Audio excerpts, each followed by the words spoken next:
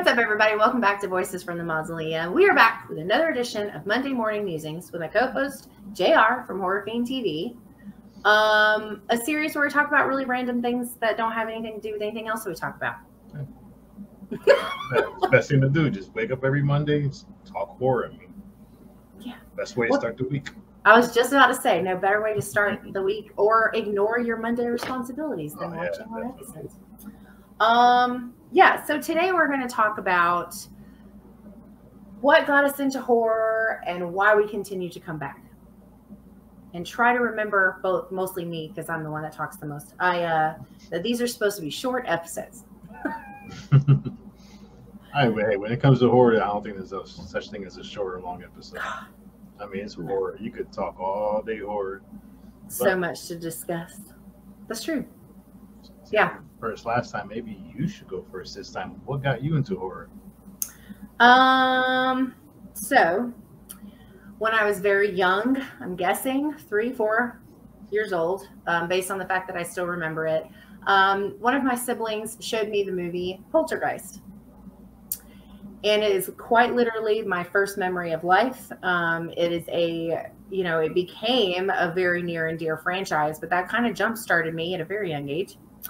And then my dad's like a really big, like cheesy horror. He doesn't really like serious, heavy horror too much.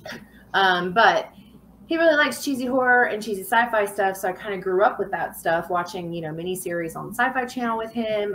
They do miniseries month, which is how I saw like The Shining, Pet Cemetery, It, like all of the Stephen King stuff. And and then when my parents had like kind of strict rules on what I was allowed to watch and not allowed to watch. And so I had an older sister that would just like let me watch whatever I wanted. And that was when my love for like Scream came into play. And eventually it turned into a love for found footage and other things. And yeah, it's just, I don't know, like it started really, really young, and then it just like never went away. It just stayed an interest of mine. And I think probably too, because it always had to do with family to start. Like it was something that I just always did with specific people in my life. And so it just kind of stayed, so to speak. Also, this is how much I love Poltergeist. Can you see it?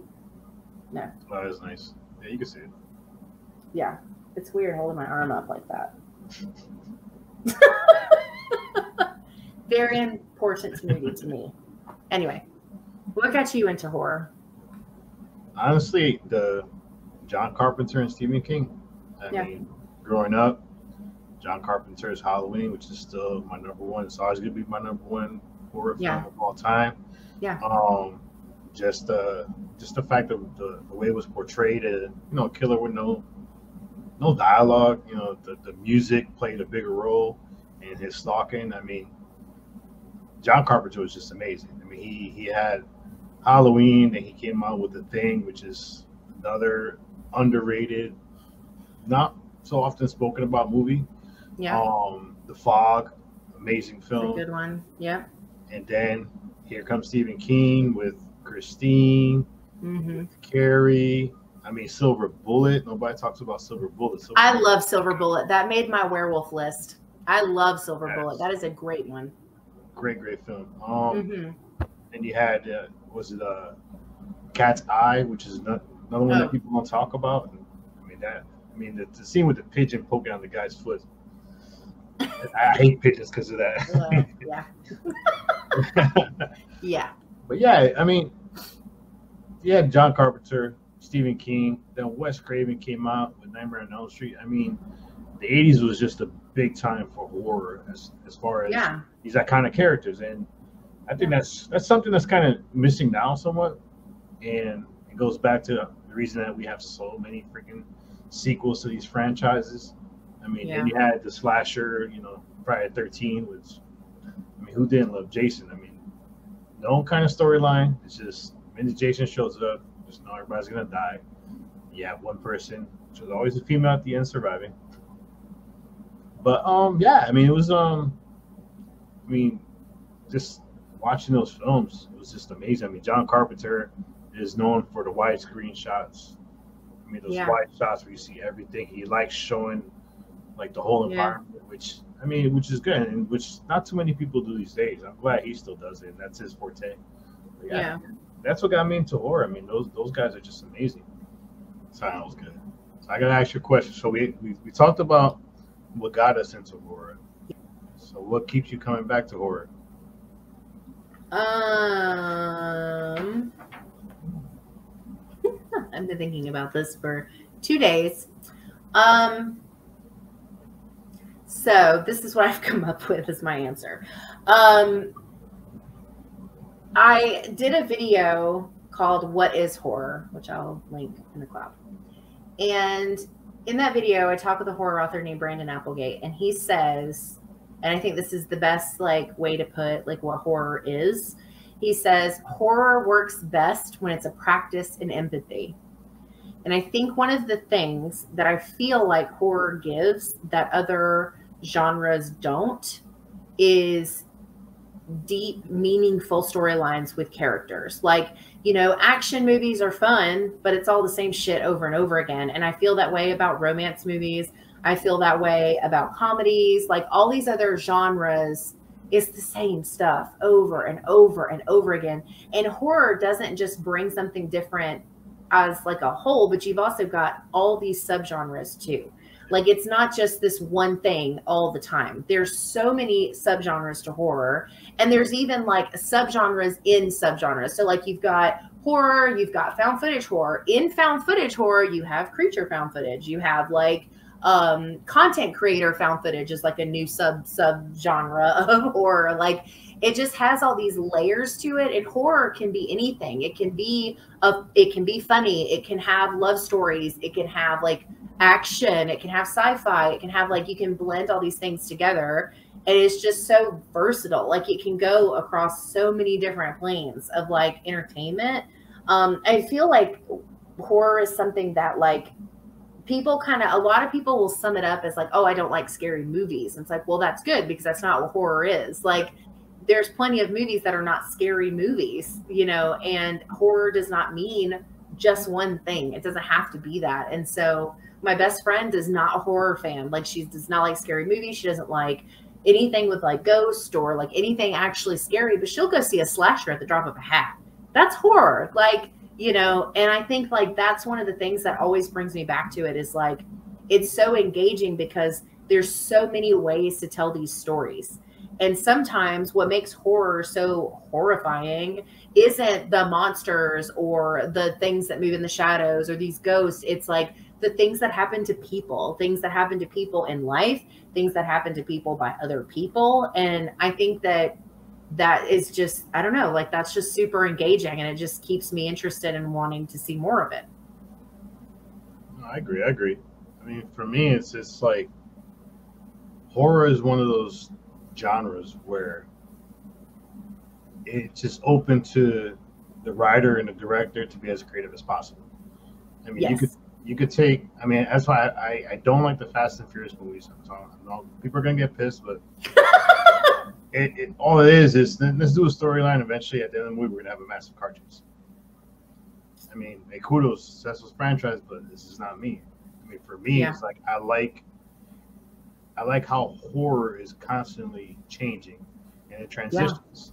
Yeah. You'll have something where a movie like The Strangers comes out. I mean, and it's based on a true story.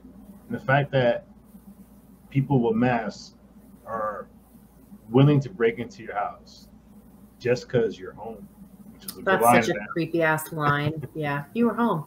Yeah, I mean, you almost picture that. And the thing is, after you watch movies like that, your most common reaction is to go to your door, look out your window, a lot because things like that can happen.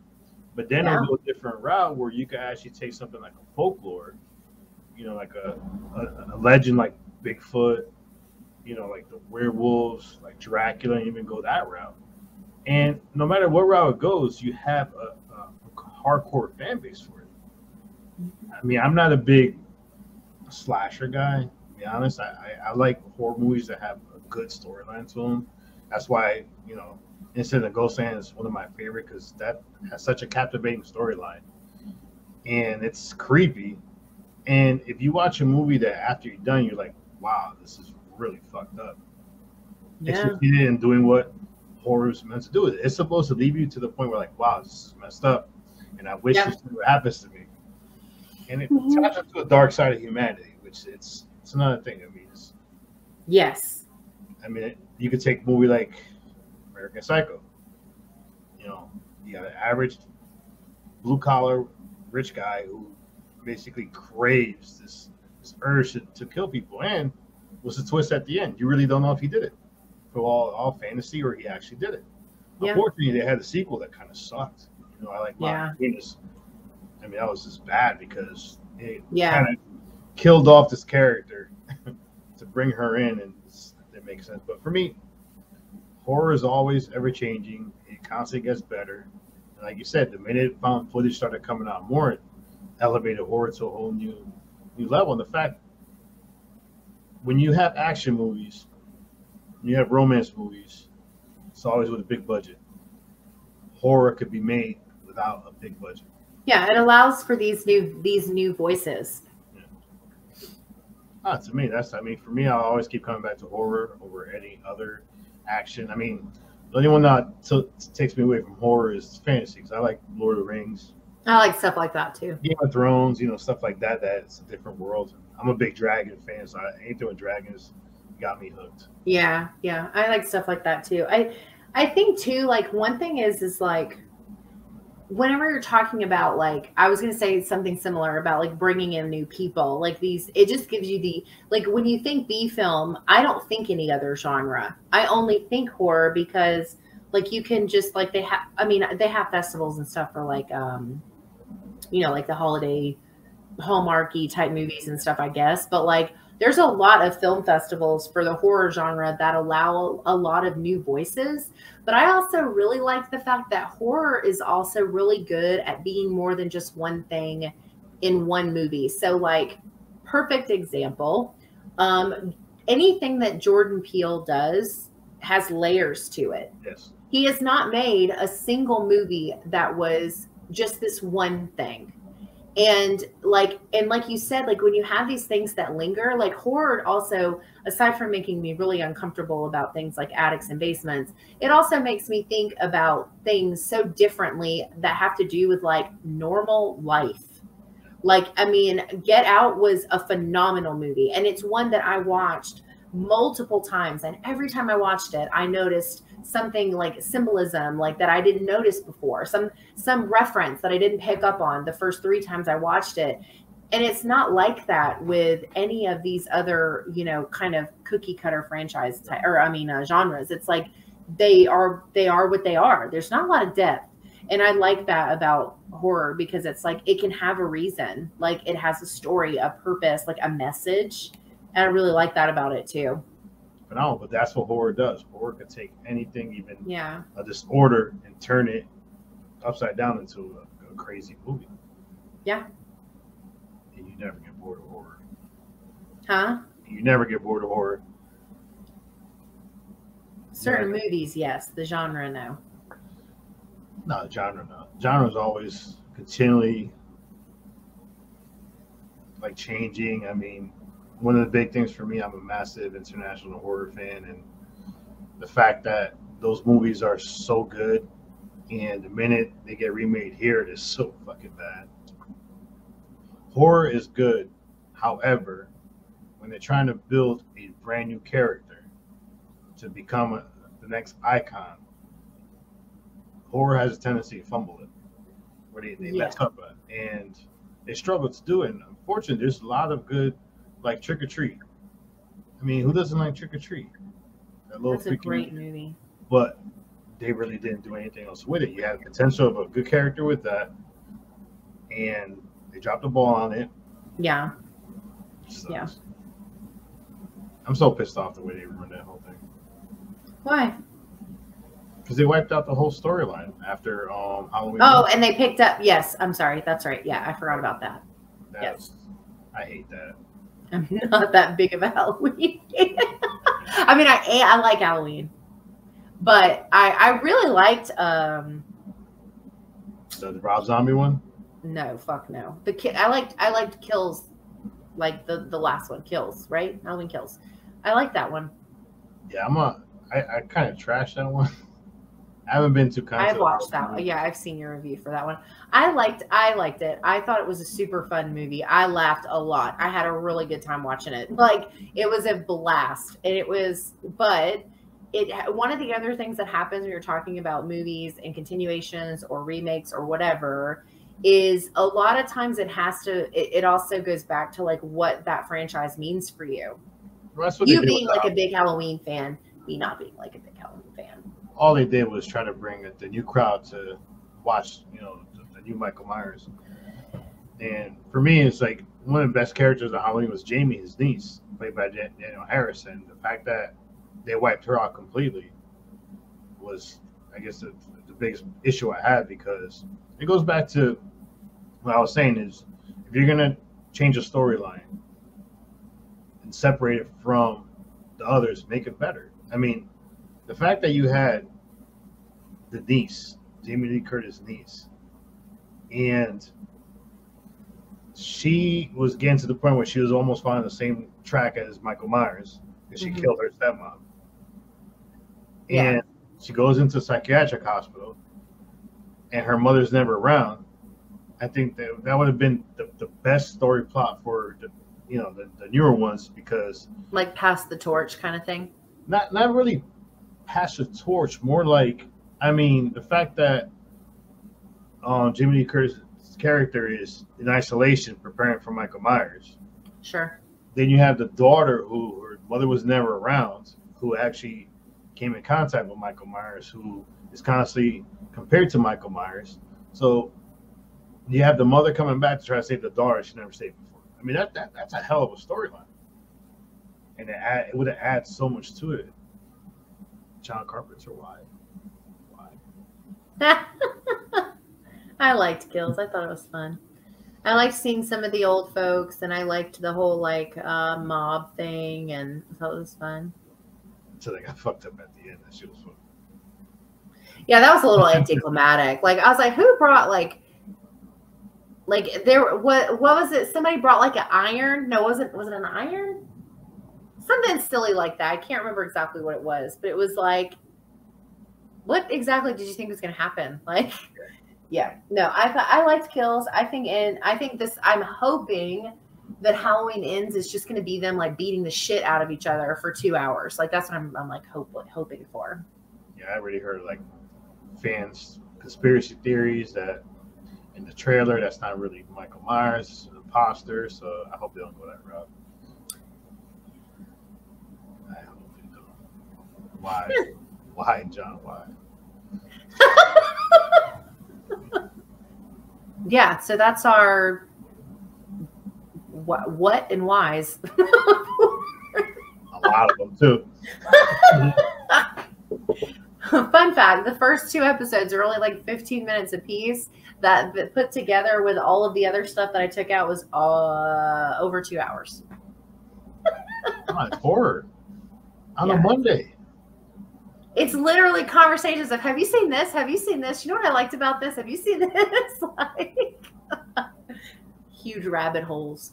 Yeah, let us know if there's something you guys want us to talk about. Definitely let us know. And hey, just buy some coffee and we'll talk all day long on a Monday. Skip work, call out.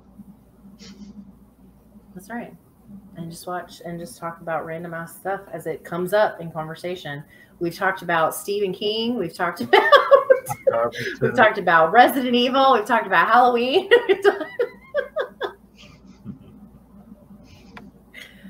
Okay. Well, anyway, so that's it for this one. Next Monday what are you talking about next Monday? Next Monday we're talking about found footage. Oh yeah. Favorite subgenre. Mm-hmm. Spoiler alert. Yeah, so you guys enjoy your Monday. Have a good week, and we will see you next time. Drink your coffee.